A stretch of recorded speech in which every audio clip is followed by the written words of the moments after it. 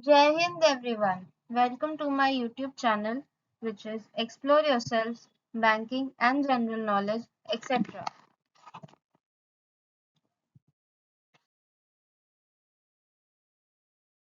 What if a mirror could show you more than just your reflection? What if it revealed the choices you might make and the consequences that follow? This is the story of Meera, a girl who learns that the future is not fixed, it's shaped.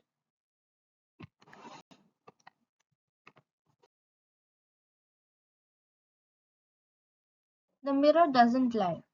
When Meera turned 16, her grandmother gifted her an antique mirror.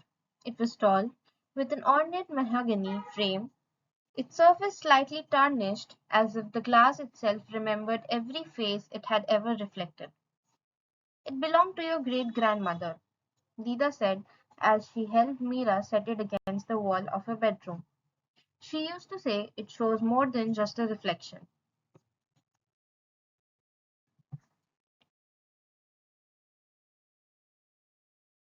Meera smiled politely, brushing it off as one of Dida's many mystical stories. But something about the mirror did feel different. It had a presence, and Meera, though skeptical, felt an inexplicable chill whenever she passed by it at night.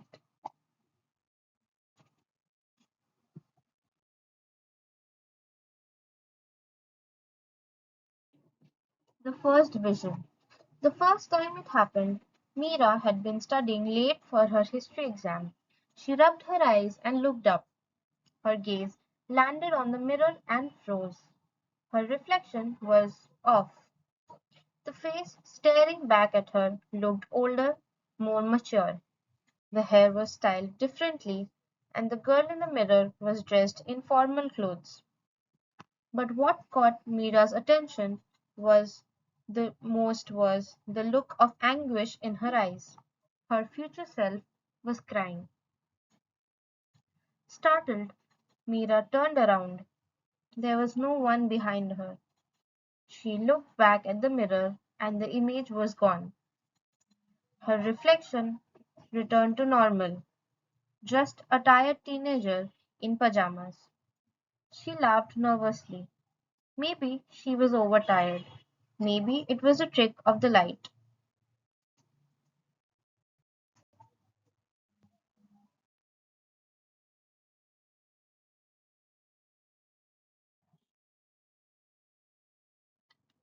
Flashes of the future. But the visions continued.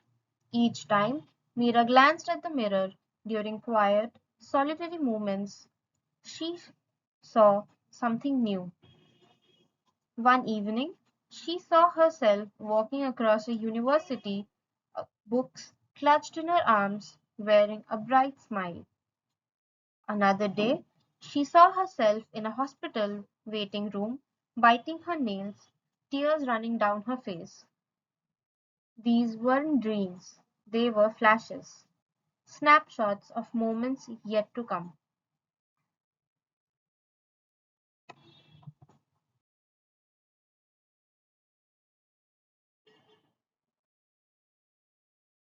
The Secret Compass.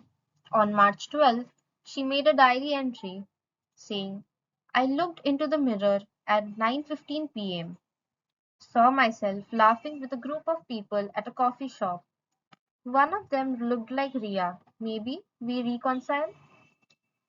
On 2nd April, she again made an entry, writing, I was crying again, sitting on a park bench alone. No clue why. On 18th April, I saw myself in a white lab coat, standing behind a microscope. My dream. She became obsessed. She began to make choices based on what she saw. When she glimpsed her future self smiling in the mirror after accepting a scholarship, she studied harder. When she saw herself alone in tears after fighting with Ria, she decided not to send the angry text she had drafted. The mirror became her secret compass.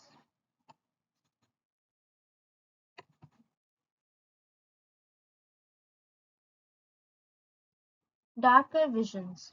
But then the images grew darker. One night she saw herself standing at a gravesite surrounded by people in black. Her face was pale, her eyes hollow.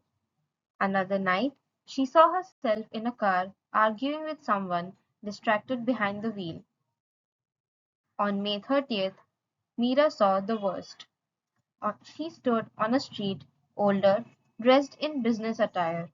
It was raining. She was talking on the phone, stepping off a curb, then a flash.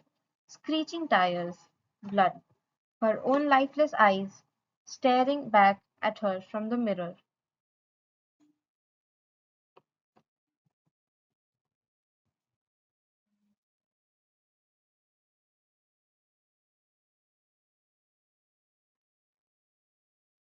Confronting fear. She screamed. From that day, she refused to look into the mirror. She covered it with a cloth. Her family noticed the change. "You're not yourself lately," her father said. "Is everything okay?" She didn't answer. How could she? How could she explain that she had seen her own death? But curiosity clawed at her. What if she could change it? What if the future was not set?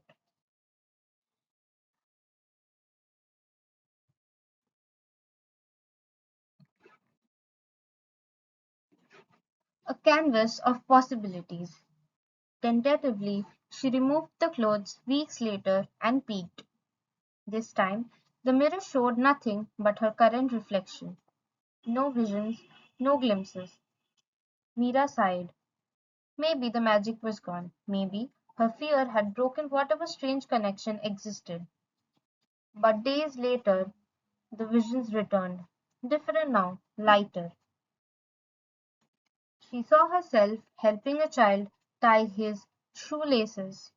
She saw a wedding, not her own, but she was giving a speech, glowing with pride. She saw herself in a classroom, pointing at a chalkboard, students hanging on her every word. It gave her hope. She realized then that the future was not fixed. It was a canvas. Her actions, choices, and words were the strokes that painted it. The mirror merely showed possibilities, roads she could take, detours to avoid.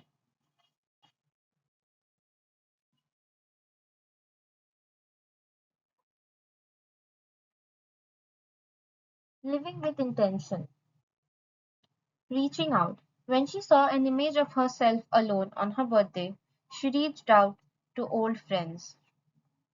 Proactive health. When the mirror showed a medical setting with her looking worried, she convinced her father to go for a checkup when they caught early stage diabetes in time to manage it. As the years passed, Meera stopped fearing the mirror. It became a guide, a teacher. But more importantly, she stopped relying solely on it. She started trusting herself.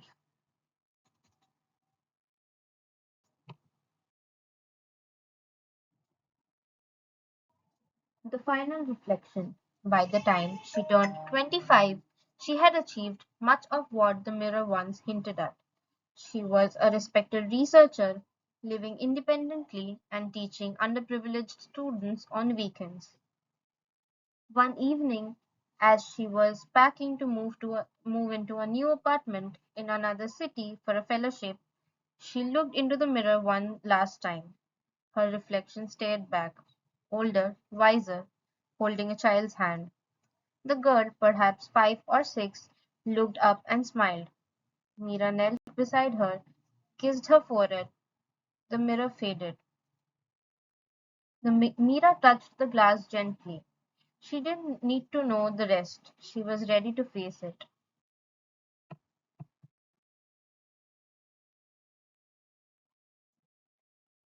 The greatest truth. She covered the mirror for good and left it behind in her childhood home. She had once feared the future, but now she had learned to shape it. Because while the mirror never lied, it had taught her the greatest truth. The future is not something we see, it's something we make. The end. Thank you very much for your patience. Please like and share this video and subscribe to my YouTube channel.